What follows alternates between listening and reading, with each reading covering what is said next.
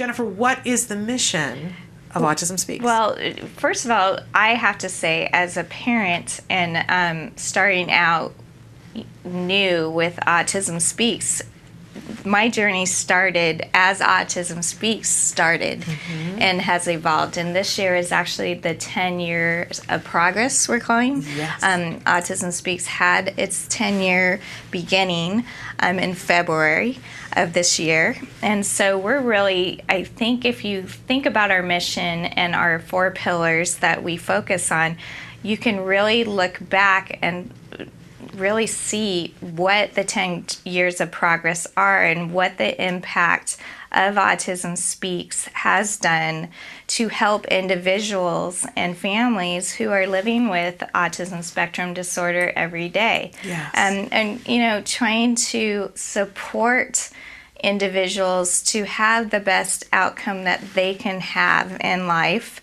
and services to support them. You know, autism is a lifelong condition. Yeah. So from the moment that you were born to the day you die, regardless of, you know, where you fall on the spectrum and the progress you make, you will always have autism, and there's always going to be a need for help.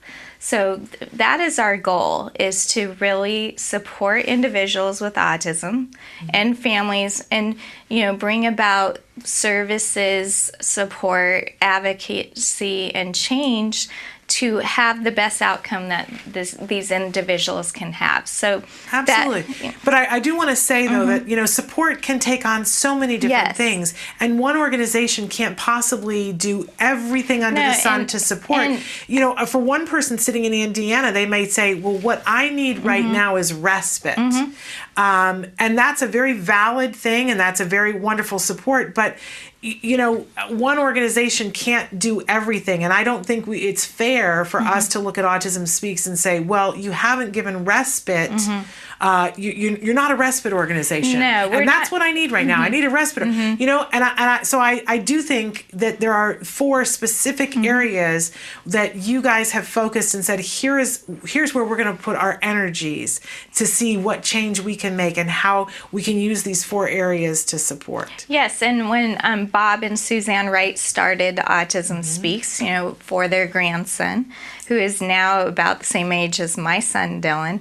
And so it's been interesting to see that progress and journey, even watching, you know, Kristen and my son.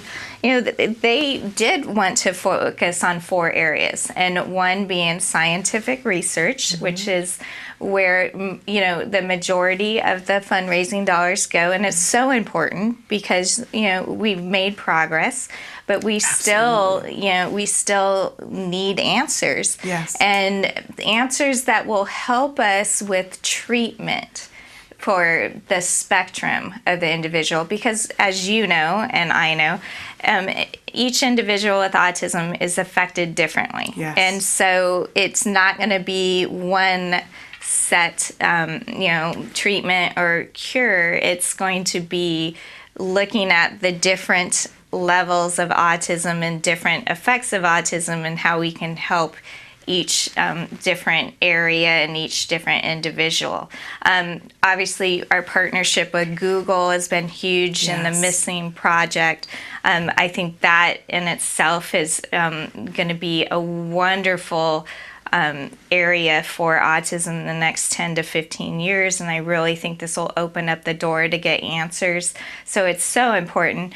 Obviously, advocacy, if you look at when we've started, our kids' ages, and you know how the insurance reform has gone, and you know things like the ABLE Act just getting passed with Congress. I mean, these are huge things, and Autism Speaks has been on the forefront for advocacy throughout these 10 years. Yeah, if anybody thinks that those things could have happened without Autism Speaks really driving that conversation, I urge you to look at it again, because for those of us who sit close enough to be able to see what's happening, that that would not have happened. The insurance reform that is in so many states now would not have happened without the grassroots political movement of Autism Speaks. It just wouldn't have. Absolutely. And I really, a huge component for me and why I want to work for this company is our family programs and services,